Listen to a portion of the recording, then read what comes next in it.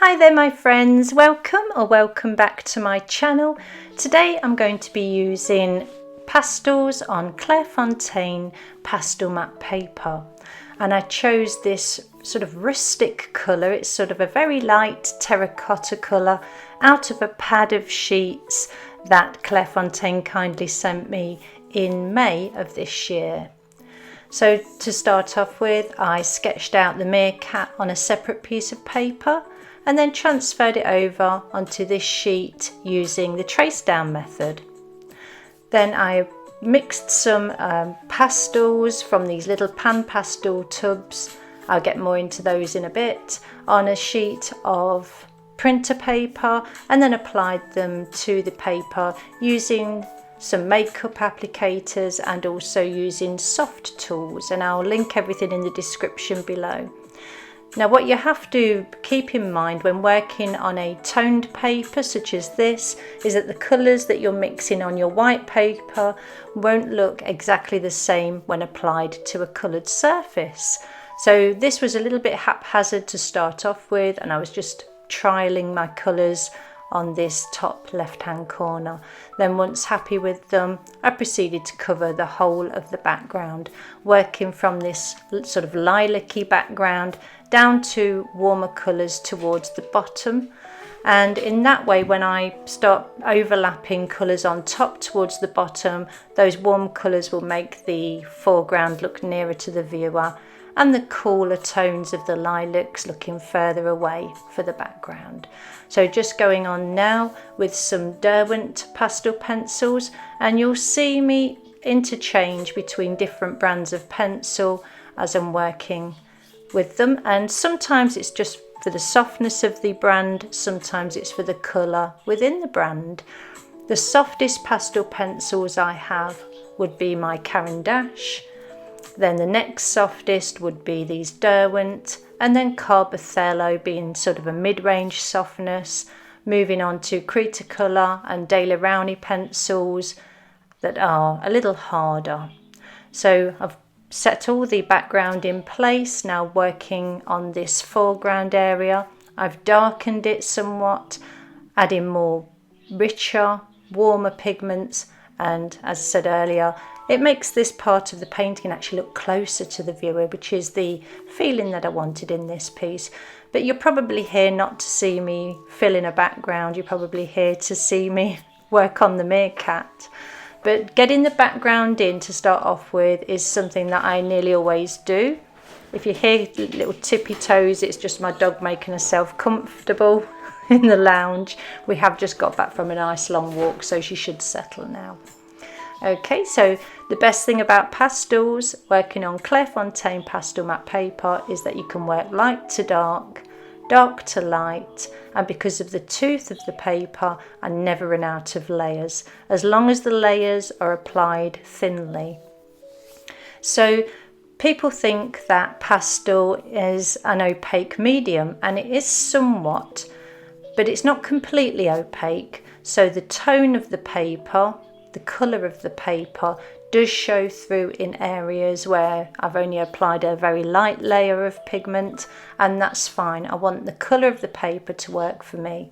In this pad of paper there were 4 different colours, and I chose this warm tone for this project because it doesn't matter if some of that warm tone shines through, I'm working on a warm tone project anyway. So moving on, just going haphazardly sort of thing, randomly putting these grasses on, and the background is from my imagination. I did use a reference image for the meerkat, and we'll come to that shortly, of how I choose an image to work from. Normally I work from several reference images to create a composition or a pose that really speaks to me and something that I'll really enjoy working on. So just going in there and just adding a few longer grasses, just so there's not a cut-off point between the background and the grass. I just like to have a few stray ones going up into the top part of the project. If you see me putting my fingers on the piece at any point during the video, I'm not blending or anything like that. I'm simply dabbing the pigment and softening the effect. And so onto the meerkat. So this little guy, he's sort of standing up like all meerkats do, looking over his shoulder, watching out for dangers, I guess. And I wanted my project to look like the sun was coming in from the left hand side and the right hand side was somewhat in shade. So as you'll see me progress through this painting, I predominantly use warm colours on the left hand side and cooler tones on the right hand side, and this in itself helps distinguish where the warm light source is coming from too. So I'm using at the moment Carbothello pencils, so I've put the Derwents to one side because they're very soft and I don't want to fill in all the tooth of the paper just yet. I'm building up a base layer. Still light-handed, I don't want any hard marks to show up. Oh, there's a Derwent there, so it's obviously a colour that I needed, not necessarily the softness. And if any of you have ever run out of tooth on pastel paper, it can be really frustrating, especially if you've got all your base coat layers in and want to apply more and it just won't take it. That's never happened to me with the pastel matte paper, and it's the only paper I now use for pastels. So going in there with a paper stump, and all I'm doing is just blending those colours together, blending the edges of the colours together and pushing the pastel into the tooth of the paper so that I can then apply more layers on top. A lot of it is very self-explanatory. So getting some lighter tones working down the left-hand side, and these are warm tones. So I'm using the creams and the yellows, and then going in with these darker areas under the chin. So this will eventually look like there's a bit of a shadow cast across his shoulder. So going in with the darks just to enable me to apply that shadow a little bit later in the project. Now when I'm putting these base coat layers on, ideally I like to do little tiny circles. I can't get a lot of detail onto this piece because it is very small. The overall size of the finished project is only 9.5 inches by 12, I believe. So I can't put a lot of detail in, but I can emphasize the feel of the fur texture. So the reference image is on my iPad, and that's right in front of where I'm working, so I don't have to look up too far and when I'm looking backwards and forwards between the reference image and the project. And that really helps whether you're sketching, painting, drawing, sculpting, anything like that. Try and have your reference image as near to your project as possible. Obviously you don't want anything casting a shadow over your project or anything like that, but you don't want to be looking too far as you glance backwards and forwards between the two. So again, holding the pencil right back enables me to put less pressure on the tip of the pastel, and this is ideal in a way that I know that it's not going to create any hard lines that may be visible later on when the project is finished. The last thing you want to do is go scrubbing away, and create lines that you don't want to be there in the finished project. So by moving your hand further back along the pencil, you can just create a softer effect, and then using the pencil stump again just to blend the colours together and push them into the tooth of the paper. So getting some nice deep warm colours going in there as well. And this is the ugly stage, and every painting goes through the ugly stage, but what you've got to keep in mind is you're layering up to the finished piece. Just keep it in mind, trust the techniques, and if in doubt, just keep going or take a break. So those of you that know me really well know that I drink a lot of coffee while I'm working. So I'll do a bit and then go and make a coffee and come back with fresh eyes, and that really helps too. But this is sort of a rinse and repeat kind of exercise, getting these base coat layers on. So once I'd finished putting the base coat layers on the whole of the meerkat, it was then time for the next layer. And I'm going to start with the eyes. So any of you that have worked on human portraits or animal or bird or reptile portraits, the eyes. People always look straight at the eyes. I guess that's human nature, isn't it? And I want to get the eyes in. I want to make sure they're right before I carry on with any of the fur techniques, any of the remaining layering on the fur. So just going in with some darker colours and building them up to the lighter colours. I got that little blue highlight in to begin with, but I can work round it, over it. It's just so it stays in my mind.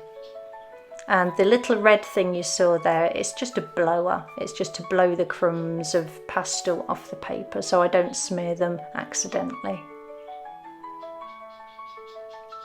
So if you can see there, when I sharpen my pastel pencils, I use a knife to remove the outer wooden casing, and then I just sand the pastel pigment to a point on fine sandpaper.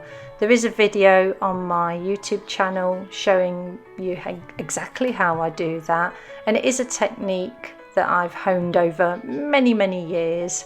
I can remember being, I don't know, about 7 years old, 6 or 7, and standing with my dad in his workshop and sharpening his pencils for him. He sadly passed away in 2001, but I still have one of the pencils that he sharpened, and I'll never use that.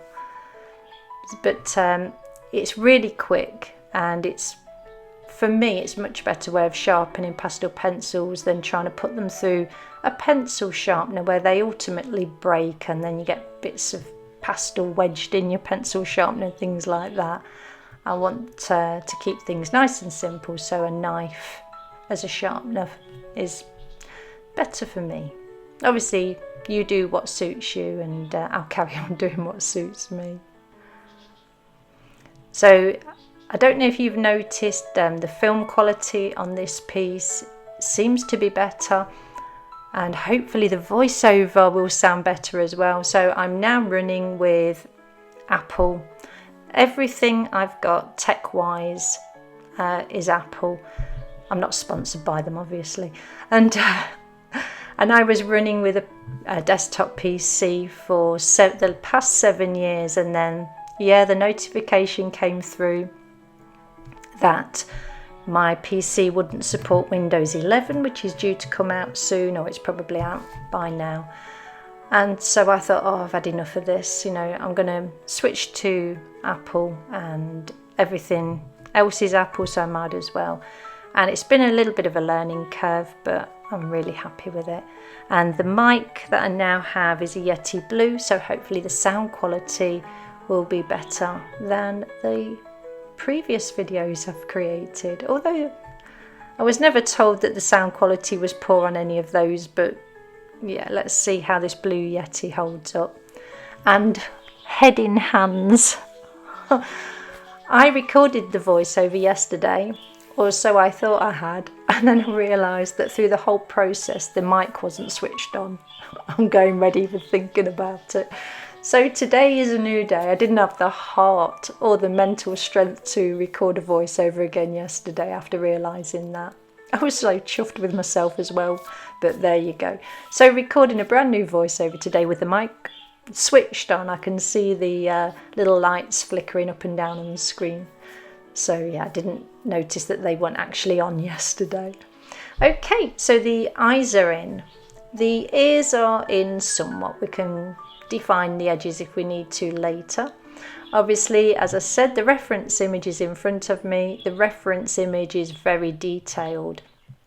Now obviously I can't fit, as I said earlier, all of that detail onto a project that is so small. So there's a couple of things you can do if you're sort of unsure how to go about that. One is if you've got your reference image on something digital, such as your phone or an iPad or a tablet, something like that, you can actually go into the settings and just add a slight blur to your photograph, and that will take away any detail that you don't require. So you can, if I was doing this just in watercolour washes, I could really blur out the detail, and that would help. I don't need to do that because Obviously I've been doing this for many years, but sometimes I do it. I didn't do it in this particular painting, but sometimes I do. So that's one way. Another way is just squinting slightly at your digital screen or your printed out reference image and working that way. Another thing people ask is, how do you know what colours to put underneath the detailing layer? And that again isn't something you can mess around with your reference image. Make a copy of your reference image if you're working from a digital reference, and with the duplicate copy, mess around with that, blur it out and take it a tiny bit darker, and then work from that to get your base coat layers in. Obviously if you're working in pastel, you can work dark to light, so by taking your reference image a little bit darker, then you can then add the details on top with lighter tones and darker tones if you wish and if you need to. So I'm just letting the texture of the paper pick up the pastel pencil pigment. That takes some saying. And because all the base coat layer is pushed into the tooth of the paper, I've still got plenty of tooth left to do that with. Now if I'd gone on with a heavy base coat layer, then that's not so easy to let the paper do the work for you. So just have a play on a separate piece of paper if you need to before starting your project, and see what thickness of base coat layer is going to work for you. So no picky lines are going to go into this piece. Any that I do apply will be softened just by tapping them down with my finger and making them blend slightly with the layers that are underneath. I've got to keep in mind here that the light is shining in from the left hand side, so I don't want to make this eye patch too dark. Obviously the one on the other side I want to make nice and dark because that's slightly in shadow.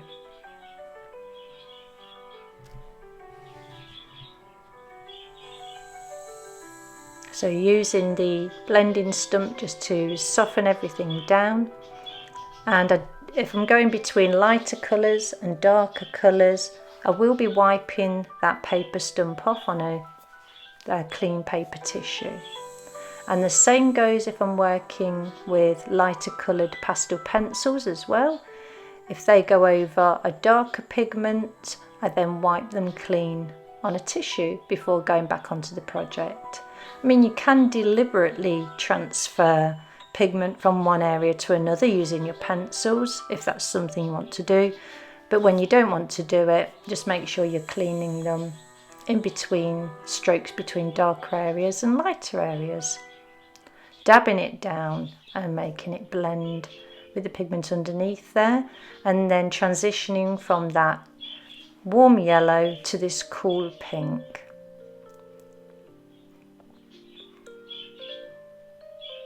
As I work across the head, I'm going to be using the cool pinks and lilacs a little bit more. So just putting a few of those stray hairs in, and I do go in later on and just dab them down as well, just to soften the effect. So we know they're there, but they're not sort of standing out and shouting, "Look at me." And when working on something this small as well, you do need to realise that people viewing your work are going to fill in the gaps, if you know what I mean. So they'll see more in a painting than you probably will if they're seeing it for the first time. And it's really weird because the human brain has a way of just filling in the gaps. It doesn't look like fur, but we know it's fur because we know it's an animal, and a lot of us will recognise it as a meerkat. So the human brain just says, "Oh, that's fur." And that's all there is to it in a simplistic way.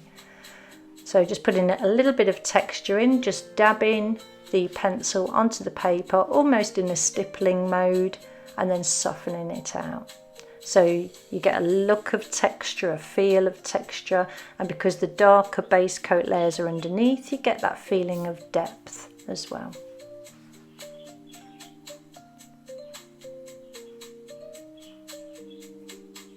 I do have a lot of meerkat references. They're great if you're new to photographing wildlife or photographing animals.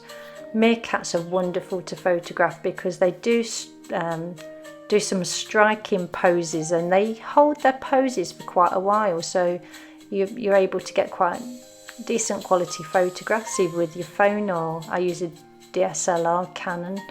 But also, if you want to start plein air sketching, then zoos and safari parks that have, reputable zoos and safari parks are great places to visit. And if they've got meerkats, it's ideal because they do hold their pose for quite a few minutes, and you're able to get decent sketches from them. And also, if they do move, if you sit and wait, they normally strike the same or very similar pose over and over again at a given time. So just using this lovely warm brown, reddish brown, just to heat up that area again, and just gently tapping that blending stump on just to blend it down a little bit more.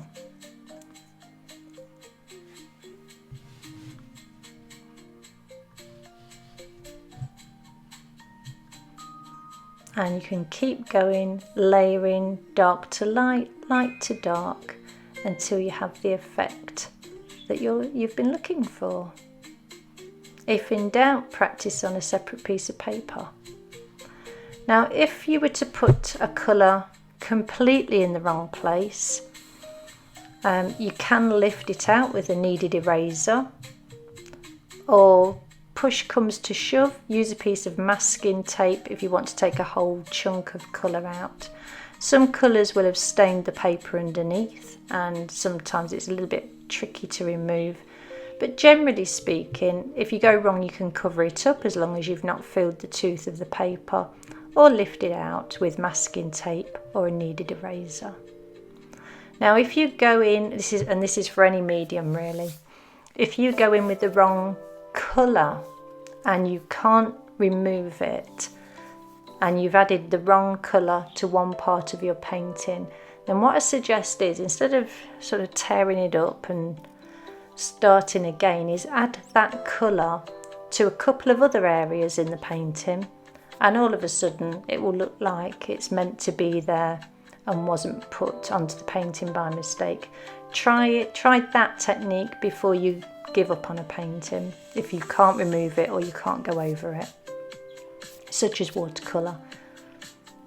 I mean, a lot of colours are lifting in watercolours, but there's a lot of colours that are staining and won't lift. And obviously, unless you're using something like gouache, it's hard to cover up as well. So just think about that in the future if you're working on a medium and you make a mistake. I mean, we all make mistakes, and no two projects are ever the same. Just thinking back to yesterday's voiceover that I did. A few years ago, I had a commission to do 3 black Labradors for the same owner. So 3 separate dogs, 3 separate paintings, all to be done at the same time. And I did one painting, finished that one, started the second, and I thought, oh no, this is only number 2 of 3. But I tell you something, even though there were 3 black Labradors sitting roughly the same pose, with the same background, each painting threw up its own challenges. It's pretty amazing really, and that's why I love art. It's a never-ending learning curve. I'm sure you've all heard me say that before, and it's fascinating that no 2 paintings are ever the same. And sometimes when I start a brand new project, for an instant I feel like I've never painted before. It can be overwhelming, but in a nice way. It's always a challenge. I'm always learning, always finding new techniques, tweaking old techniques. Love it, absolutely love it. Never gets old, and I can honestly say I never say I'm bored. I haven't got the time to say I'm bored actually, but yeah, there's always new things to learn, new things to try, new things to experiment with. I've just recently released a video about acrylic gouache, and I'd never used acrylic gouache. Obviously I've used gouache before, but never acrylic gouache, and I jumped at the deep end and just did 4 little paintings of 4 little bookmark designs that I'd created digitally. So that was fun. So there's always new things to try, and you don't even need to go out and buy new mediums. If you've got just one medium at home, even if that's graphite, there's always new things you can do with it, new ways to use it, new surfaces to draw on. It is endless possibilities, and obviously new subjects. The world is full of subjects, whether that be still life or animals, birds, reptiles, fish, amphibians, plants, flowers, never-ending supply. So if you're after reference images that are copyright free, I do suggest you check out unsplash.com and pixabay.com, 2 websites that have thousands and thousands of reference images that you can freely use, and they're not copyrighted or anything like that. So once you've finished your project, you can sell your project or exhibit it, anything, gift it to a friend or anything like that. So that's unsplash.com and pixabay.com. Maybe you'd have a go at doing a little meerkat in pastel too.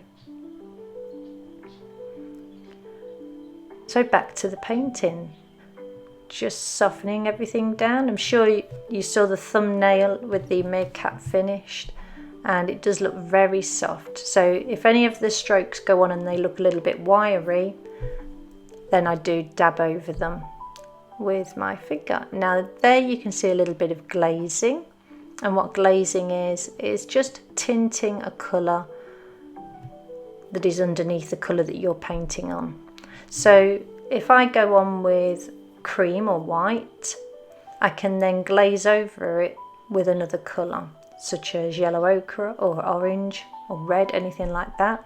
And it doesn't remove the strokes that I've done with the white or the cream, it just alters how they look, it tints them, and that's all that glazing is. And you can glaze multiple times, you can keep glazing, keep altering the hue. This is for paint and for pastels, and it works exactly the same. Obviously it's more effective the more transparent a glaze is, so it works really well with watercolours for instance, or very thin down acrylics, but also works with the mediums too. So this nose in the photograph had quite a lot of detailing, and obviously I've got to simplify it because you can see how big it is next to the point of the pencil. It's really small, so I've got to simplify the detail, and really all I'm concentrating on is little abstract shapes within the nose and contrast, darks and lights. So all contrast is the more contrast you have, it means the more the difference is between your darkest darks and your lightest lights. And the more contrast a painting has, the more punch it has, so the more eye-catching it is. And we really need it in this piece. There's very little contrast in the background because I want the focus to be on the meerkat, and obviously having these wonderfully dark eyes really helps with the contrast in the face, and these little dark ears as well, and just that added contrast of the nose helps too.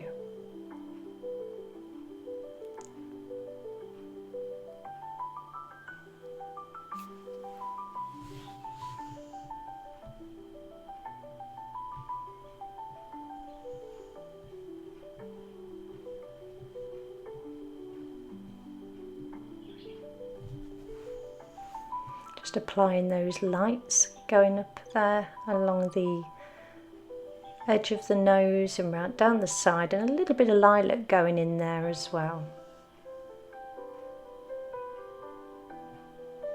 And softening. Don't want any hard lines in the nose area. I think the little bit of pink, and it really is a bright pink that I used, really adds a little bit of life to the nose as well. just remember you're working with a reference image. You're not a photocopier, you're not a laser printer or anything like that. You don't need to be exact when working from a reference photo.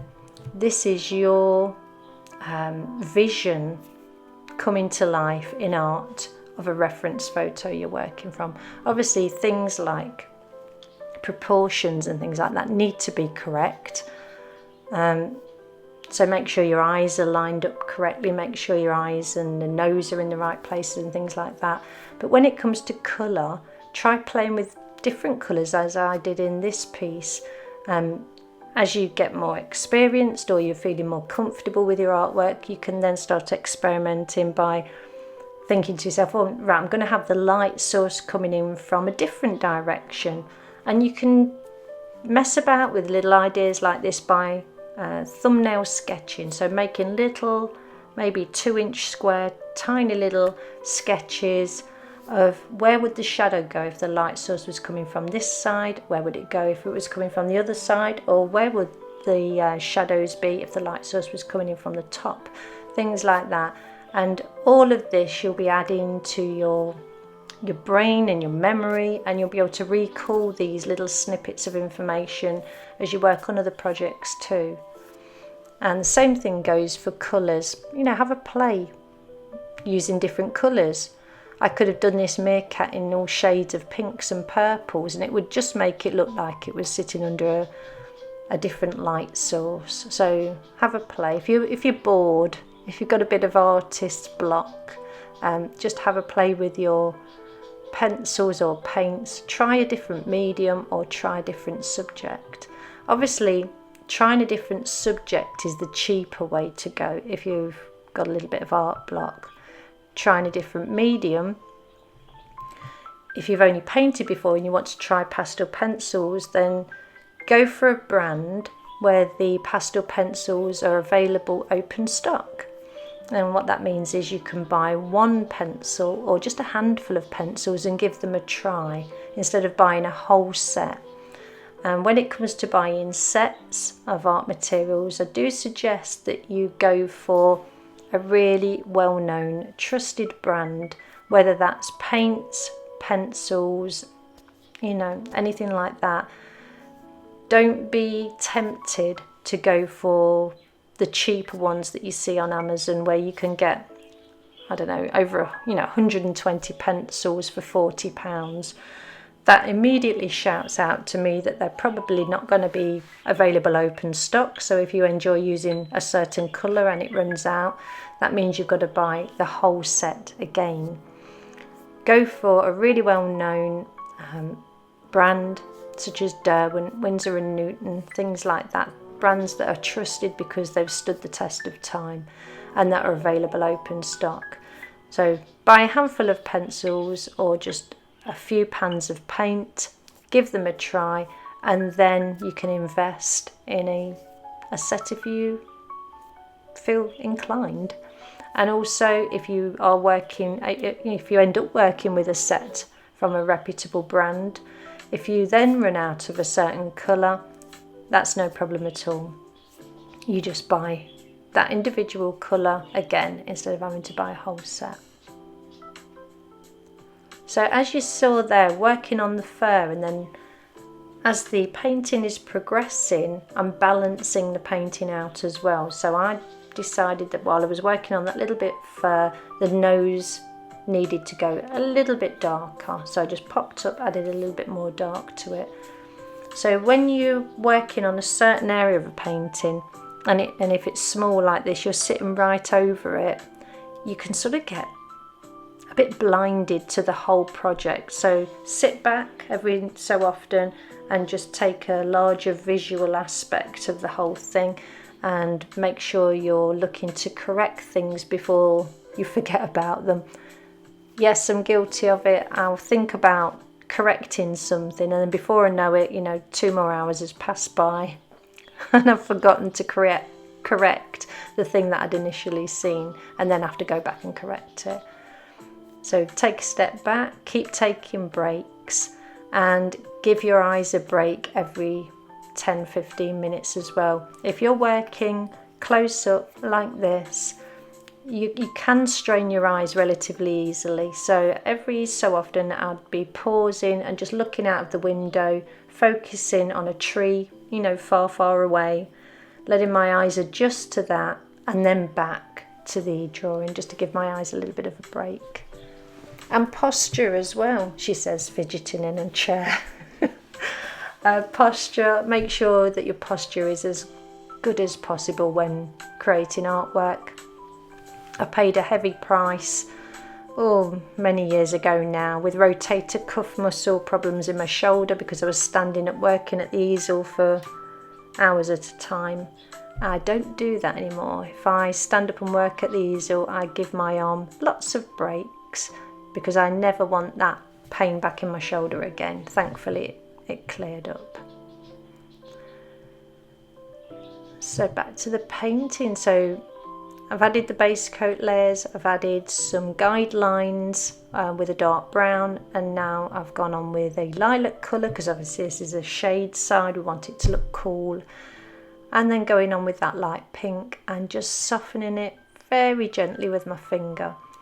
Just deepening up some of the darks in between those marks, the lighter marks, to give it a sense of depth. Now when I'm doing this, I'm not deliberately going in between every single pink line, because that would take forever and it would end up looking like straw. It would end up looking really false. Just keeping my eye as much as I can on the reference image, and then just applying darks where I feel it needs to go a little bit darker. And in with a tiny bit of black.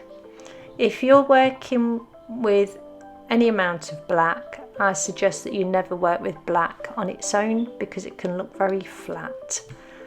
If you want your painting, say I'm doing a Black Panther, which would have, you'd think, a lot of black in it, I would put underlayers underneath the black. If I want the black to look warm, I'd put reddish browns underneath it. If I want the black to look cool, I'll use blues and lilacs underneath it.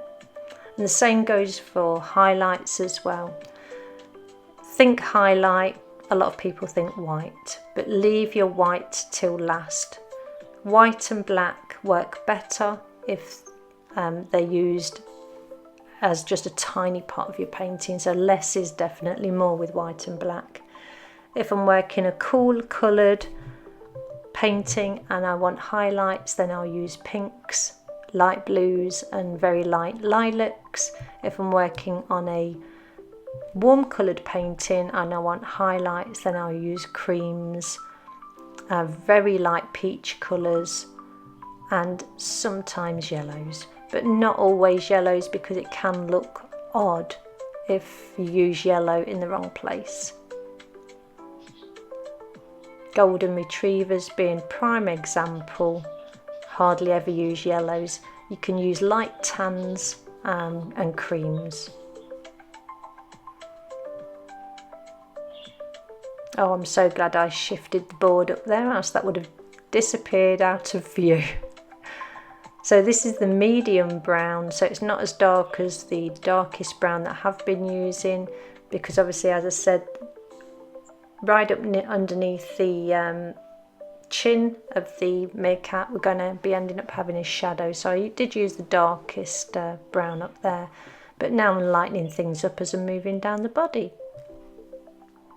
So just keep your eye on the direction that the fur is going, as well as the fur length. So this shoulder area was amazing. I did zoom into the photo and have a really good sort of study session with a cup of coffee, and the fur is like almost like a clock face, spans out in every direction imaginable as well as towards the viewer, and that was really interesting to see that in the reference image.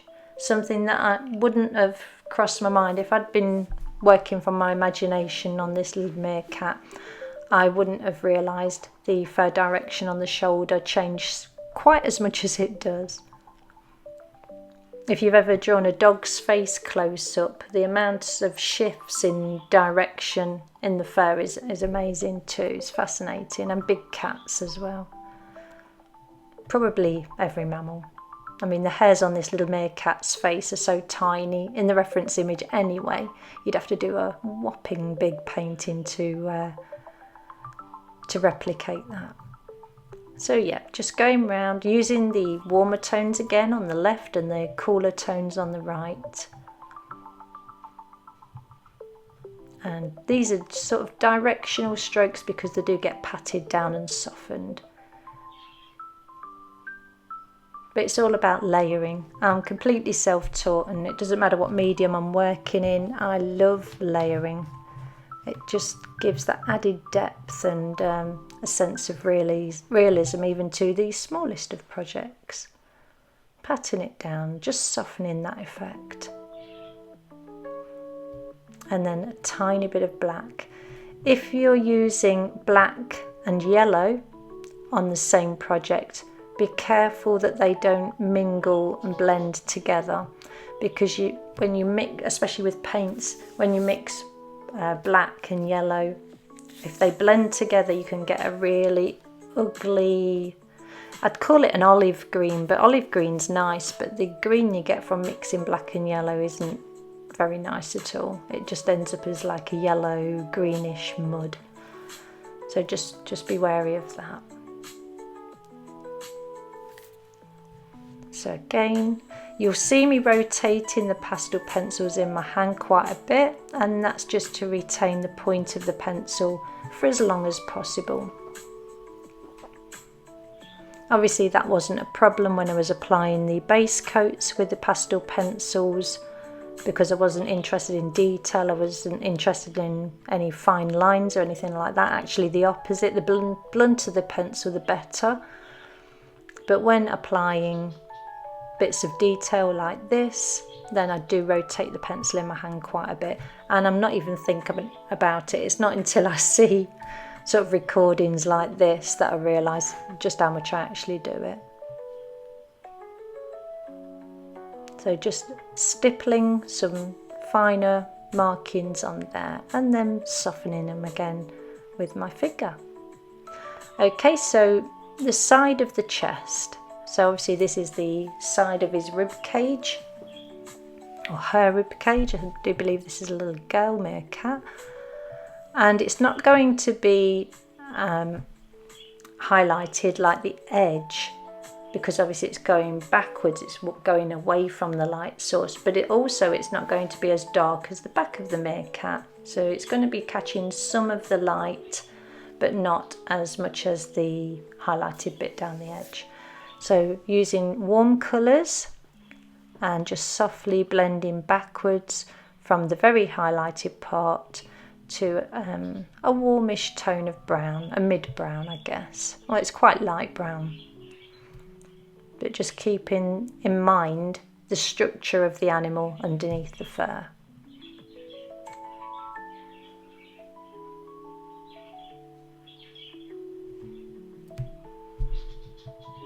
Again, a little bit of dark added, not for shadow but for depth.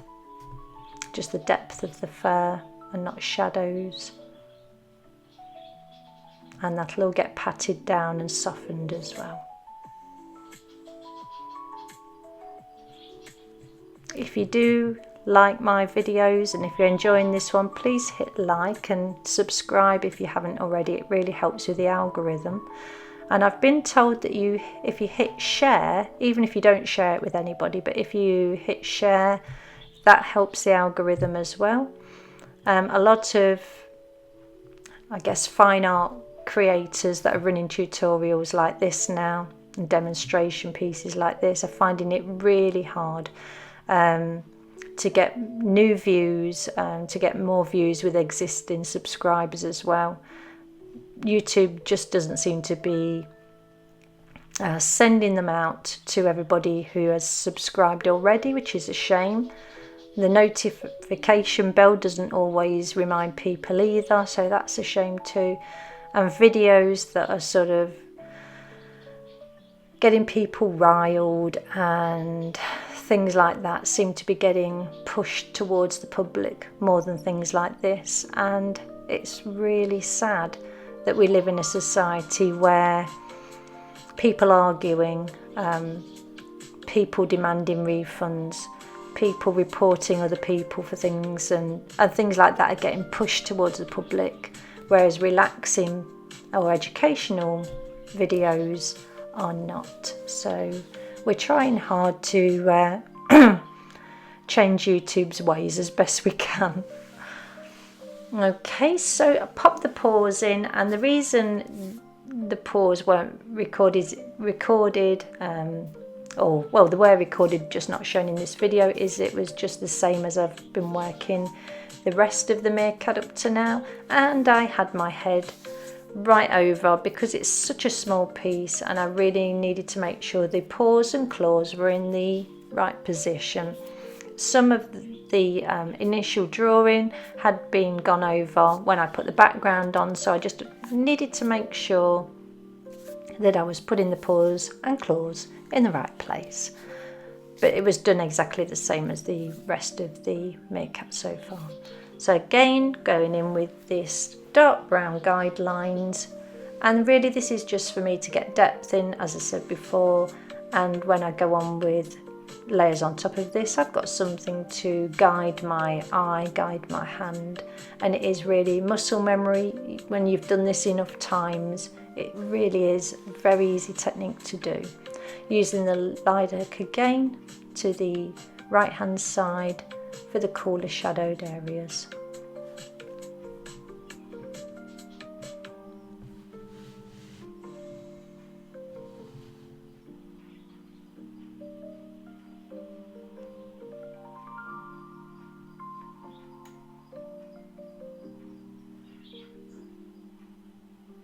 And again, just building up that texture.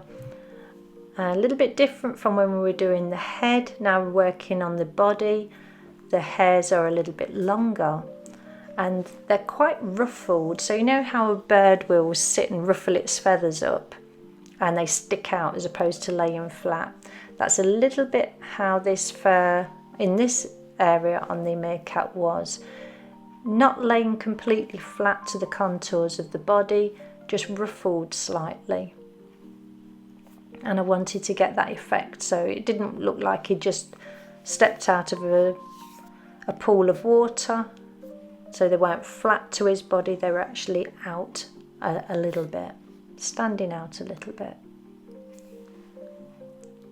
And by adding a few more darker spots in between these longer guide hairs, or guard hairs I guess they are, because like all animals, meerkats have got several layers of different types of fur, some to keep them insulated, some to keep them dry, and so that depth of fur needs to be represented in even a project as small as this.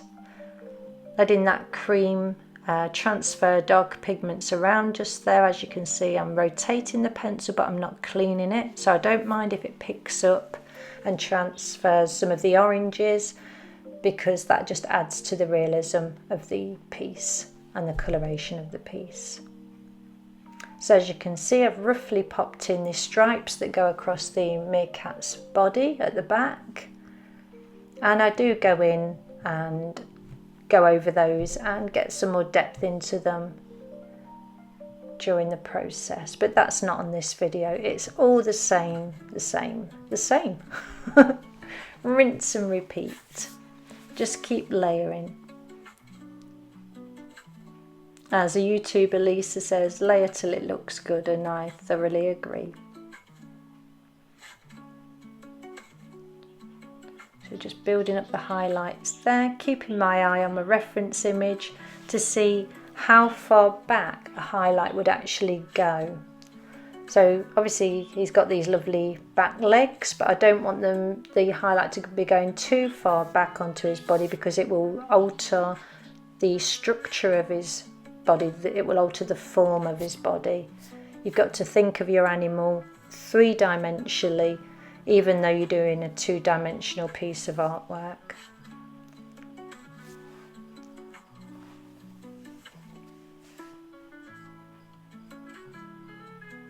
and these pencils work beautifully well. You will find with good quality pastel pencils you can interchange between brands, as I do, and they all work really well together. The pan pastels that you saw at the beginning of the video, it's just pastel pigment compacted into little tubs. You can buy them in sets, or you can buy them open stock, single colours. They are quite expensive as an initial purchase, but I've been using them for about 7 years, 6 or 7 years, and I've never ran out of any colours apart from white. White is the only one I've ever had to replace, excuse me, in all of that time. It's literally packed with pigment, and you only need to be using a little bit at a time, especially if you're doing backgrounds and things like that, or base coat layers. So moving on now, the leg furthest away from us is in, and now we're working on the one nearest to us. And the reason I start with a background and then the midground and then the foreground, and then with the meerkat I'm working from things that are furthest away to the things that are nearest to the viewer, is so it's a natural overlap. If I was to create the meerkat and then create the background, there might be a tendency of the background to overlap slightly the edges of the meerkat, and that would look completely wrong. So by doing the background first and then putting the meerkat on top, I know that any overlaps will be in keeping with what would actually happen. If you took a photograph of a meerkat with a fuzzy blurred out background, that's what it would look like. Oh, I need a coffee. I've been talking for nearly an hour. So keep that in mind too, and because the last thing you want is an animal with a halo around it, unless that's deliberate. And that can happen when people decide to add a background after they've added the subject, because they're frightened of butting the background up to the animal, and so they go too lightly, and it creates a little bit of a halo around the animal. So best thing is get your background on and then put your subject on top. If I'm working in acrylics, I'll cover the whole background or the whole canvas or piece of paper with acrylic, get a whole background in. Once it's dry, put the subject on top. You can do that because acrylics can be very opaque and cover up any background where you want the subject to be. But when working with watercolours or pastel pencils such as this, I either mask the subject out and get the background on, or I'll get the background on and just work carefully around where I know the subject is going to be going later. And then if any overlaps happen with the subject, it's fine, because it will look correct. I hope that makes sense. I can feel myself just waffling more and more now. As I said, it's nearly been an hour. You've only got 4 more minutes to suffer my ramblings. I want to take this opportunity to everybody that leaves comments, that likes and subscribes. You're all really, really appreciated. If you have any mediums or subjects you'd like to see me cover, please drop it in the comments below. Everything I've used in this video will be in the video description. If I do happen to miss something out, just pop a message in and just remind me to add things. And if I do remember, I will also add a link to the video on how I sharpen my pastel pencils, because there's a little trick about using the shavings. So yeah, that's interesting. Waste not, want not, and it enables you to use all of the pigment from your pencil, even the pigment that you have sanded away.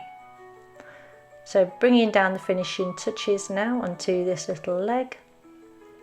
And I do go in and create the rock, but that's not on this video, and all I used there was light pink for the left hand side, the cream colour, light pink for the right hand side, the cream colour for the left hand side, blended them together, and I added a little bit of the lilac colour that you've seen me using, and a Payne's grey, which has quite a bit of a bluish tint to it.